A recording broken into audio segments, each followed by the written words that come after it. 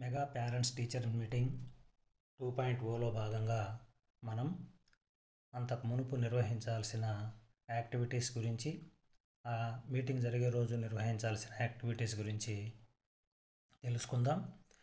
ఈ mega parents teachers మీటింగ్కు ముందు మనం విద్యార్థుల తల్లిదండ్రులందరికీ ఆహ్వాన పత్రాలు పంపించాలి. అదేవిధంగా ఆవాసంలోని కౌన్సిలర్లు కావచ్చు, లేదా చైర్మన్లు కావచ్చు, ఇతర ప్రజాప్రతినిధులు, ఆ ఏరియాలోని రిటైర్డ్ ఎంప్లాయీస్ అందరికీ ఆహ్వాన పత్రాలు పంపించాలి. పంపించిన తర్వాత విట్నెస్లను కూడా మనం నమోదు చేయాల్సి ఉంది. విట్నెస్ అంటే ఈ ప్రోగ్రాం జరిగేటప్పుడు ఉపాధ్యాయులందరూ పాఠశాలలోనే ఉంటారు. మిగతా వేరే డిపార్ట్మెంట్లో పనిచేసే ఉద్యోగులు ఆ రోజు ఈ కార్యక్రమానికి హాజరయ్యేటట్టు చేయడం. హాజరవ్వాలంటే ఎవరైతే ఆసక్తి కనబరుస్తారో వారి యొక్క డీటెయిల్స్ను మనం మన లీప్ యాప్లో ఎన్రోల్ చేయాలి. అదేవిధంగా ఆ మీటింగ్ జరిగే రోజు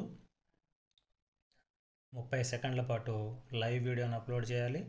అదేవిధంగా 4 ఫోటోలను సందర్భానుసారం ఫోటోలను తీసి ఈ లీప్ యాప్లో అప్లోడ్ చేయాలి. దాంతోపాటు ఈ విద్యార్థుల యొక్క తల్లిదండ్రుల్లో ఎవరు వచ్చినారనే అంశాన్ని కూడా మనం హాజరు వేయాల్సి ఉంది. మరి ఇవన్నీ ఒకసారి మనం ఎలా అప్లోడ్ చేయాలో చూద్దాం.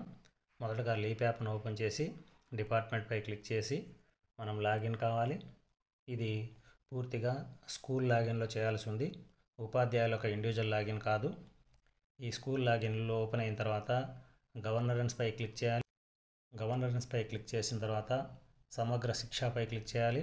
ఈ సమగ్ర శిక్షలో పీటీఎం మీటింగ్ ఆప్షన్ కనిపిస్తుంది.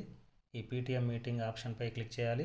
ఈ విధంగా వీడియో ఇమేజెస్కి సంబంధించి, అదేవిధంగా పేరెంట్స్ అటెండెన్స్, ఈ పేరెంట్స్ అటెండెన్స్ ఆప్షన్ కనుక మనం తీసుకుంటే ఇక్కడ మన స్కూల్లోనే అన్ని తరగతులు కనిపిస్తాయి.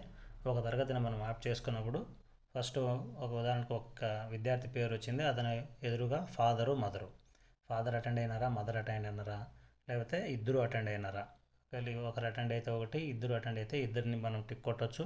ఈ విధంగా వాళ్ళ అటెండెన్స్ని ఇక్కడ నమోదు చేయాల్సి ఉంది. ఇవి మనం